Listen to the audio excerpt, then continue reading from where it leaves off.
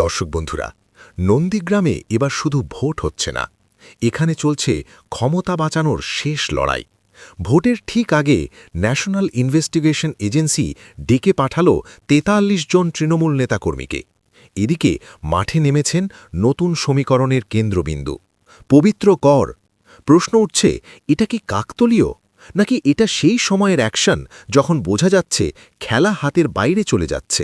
আর সবচেয়ে বড় প্রশ্ন, শুভেন্দু কি নন্দীগ্রামে নিজের জমি হারাচ্ছেন? আজ আমরা দেখাব কেন অনেকেই বলছেন এটা আসলে হার ঠেকানোর চেষ্টা। পবিত্র কর গেম চেঞ্জার। দর্শক বন্ধুরা, একটা নাম এখন বারবার উঠে আসছে, পবিত্র কর। তিনি কে? নন্দীগ্রামের গ্রাউন্ড লেভেলে বহুদিন ধরে কাজ করা সংগঠক, ভোট ম্যানেজমেন্ট, বুথ কন্ট্রোল সবকিছুর সঙ্গে যুক্ত। অনেকেই বলছেন শুভেন্দুর সাফল্যের পিছনে যারা কাজ করেছেন, পবিত্র কর তাদের মধ্যে অন্যতম। অর্থাৎ যিনি এতদিন পর্দার আড়ালে ছিলেন, এবার তিনি সামনে। এবং এখানেই খেলা বদলে গেছে, কারণ তিনি শুধু প্রার্থী নন, তিনি গ্রাউন্ড কানেক্টেড ফিগার। এফআইআর প্রসঙ্গ, ন্যারেটিভ না বাস্তব? এখন আসি গুরুত্বপূর্ণ ইস্যুতে। পবিত্র করের বিরুদ্ধে এফআইআর হয়েছে। প্রশ্ন হল, এটা কি নতুন ঘটনা, নাকি এটা নির্বাচনের আগে ন্যারেটিভ তৈরির অংশ?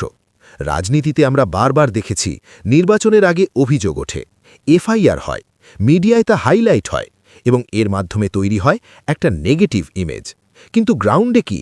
গ্রাউন্ড রিপোর্ট বলছে পবিত্র করের জনপ্রিয়তা কমেনি, বরং তিনি আরও অ্যাক্টিভ হয়েছেন। এটাই পার্থক্য, মিডিয়া ন্যারেটিভ বনাম গ্রাউন্ড রিয়ালিটি। শুভেন্দুর দুর্বলতা স্পষ্ট ইঙ্গিত। দর্শক বন্ধুরা, একটা সময় ছিল শুভেন্দু অধিকারী মঞ্চে গর্জে উঠতেন, ভাষা ছিল আক্রমণাত্মক।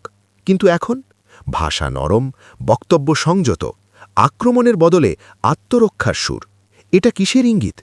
রাজনীতিতে এটা খুব পরিষ্কার। যখন আপনি শক্তিশালী, আপনি আক্রমণ করেন; যখন আপনি পিছিয়ে, আপনি ডিফেন্সে যান। এবং এখন নন্দীগ্রামে শুভেন্দু ডিফেন্সিভ। জনতা যেহেতু সঙ্গে নেই, তাই এখন ভরসা কেন্দ্রীয় সংস্থা এনআইএ এবং নির্বাচন কমিশন। এনআইএ ইস্যু টাইমিং কি বলছে?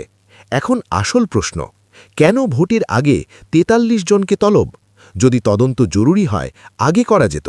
কিন্তু এখন, যখন লড়াই তুঙ্গে, যখন প্রার্থী মাঠে, যখন ভোটের দিন সামনে, ঠিক তখনই ন্যাশনাল ইনভেস্টিগেশন এজেন্সি সক্রিয়। এটা কি কাকতলীয়, নাকি এটা প্রেশার ট্যাকটিক্স? অনেকে বলছেন গ্রাউন্ড লেভেলে তৃণমূলের সংগঠনকে ব্যস্ত করে দিতে এই পদক্ষেপ নেওয়া হয়েছে। হারার আশঙ্কা, স্ট্র্যাটেজি বদল। দর্শক বন্ধুরা, এখন একটা গুরুত্বপূর্ণ বিশ্লেষণ। যদি কোনো নেতা বুঝতে পারেন তিনি পিছিয়ে পড়ছেন, তাহলে কি করেন? নতুন ইস্যু তৈরি করেন, ন্যারেটিভ ঘোরান, চাপ তৈরি করেন। এবং এখানে অনেকে বলছেন এই এনআইএ অ্যাকশন সেই স্ট্র্যাটেজির অংশ, যাতে 1. প্রতিপক্ষ ব্যস্ত থাকে, 2. গ্রাউন্ড স্লো হয়, 3. মিডিয়ায় অন্য ইস্যু উঠে আসে, এবং সবচেয়ে গুরুত্বপূর্ণ, ফল খারাপ হলে একটা এক্সকিউজ তৈরি থাকে। পবিত্র করের ইম্প্যাক্ট, গ্রাউন্ড রিয়ালিটি। এখন আসি মূল জায়গায়। পবিত্র করের প্রভাব কি? গ্রাউন্ডে তার গ্রহণযোগ্যতা, কর্মীদের মধ্যে তার কানেকশন, সংগঠনের উপর তার নিয়ন্ত্রণ, সব মিলিয়ে তিনি হয়ে উঠেছেন গেম চেঞ্জার। অনেকেই বলছেন এই প্রথম শুভেন্দু নিজের মাঠে চ্যালেঞ্জের মুখে। তাহলে সার কথা, পবিত্র কর শুভেন্দুর জন্য শক্তিশালী চ্যালেঞ্জ। শুভেন্দু এখন প্রবল চাপের মধ্যে, নিজের হার বাঁচাতে মরিয়া। এনআইএ টাইমিং নিয়ে প্রশ্ন। সব মিলিয়ে নন্দীগ্রামে খেলা ঘুরছে, শুভেন্দুর হার এখন সময়ের অপেক্ষা। দর্শক বন্ধুরা, আপনারা কি মনে করেন? পবিত্র কর কি জিতবেন? শুভেন্দু কি সত্যিই পিছিয়ে? এনআইএ কি রাজনৈতিক হাতিয়ার? কমেন্টে লিখুন, লাইক করুন, শেয়ার করুন, সাবস্ক্রাইব করুন। কারণ এই চ্যানেলে আমরা শুধু খবর বলি না, খবরের ভেতরের সত্যিটা তুলে ধরি।